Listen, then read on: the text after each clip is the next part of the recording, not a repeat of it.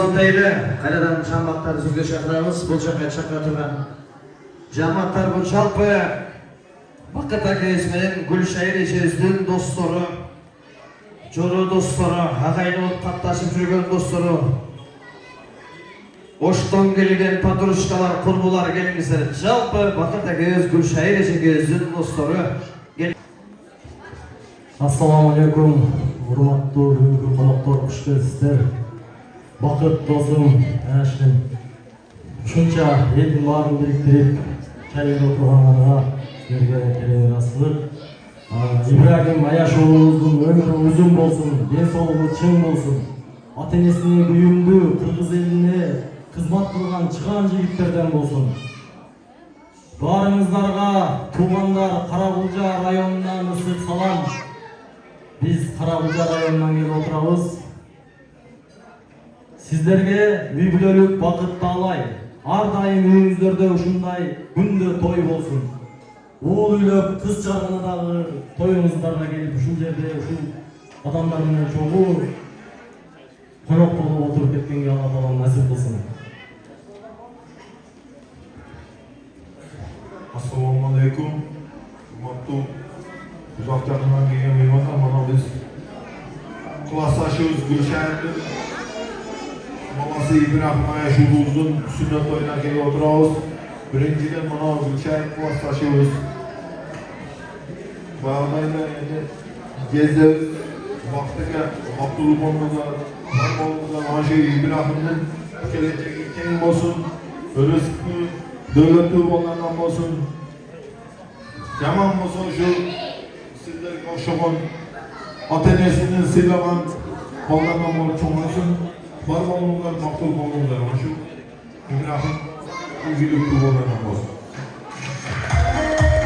Kesinlikle söylüyor şu anımızda. Çakka tutamızlar, geçelim. Bakmanızlar, söylüyor şu anımızda. Anaya dostayız.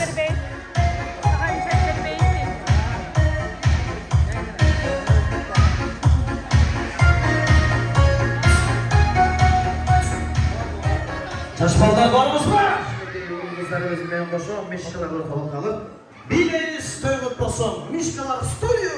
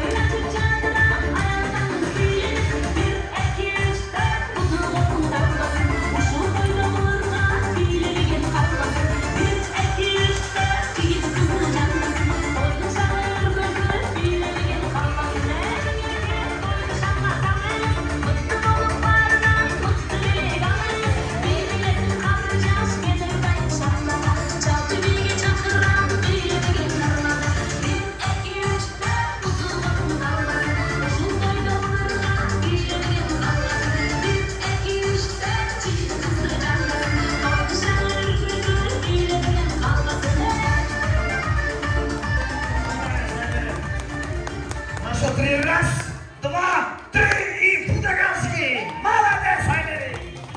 Потутаевыз, көп жашағын, бақтылы болу, бирес, йомрастая!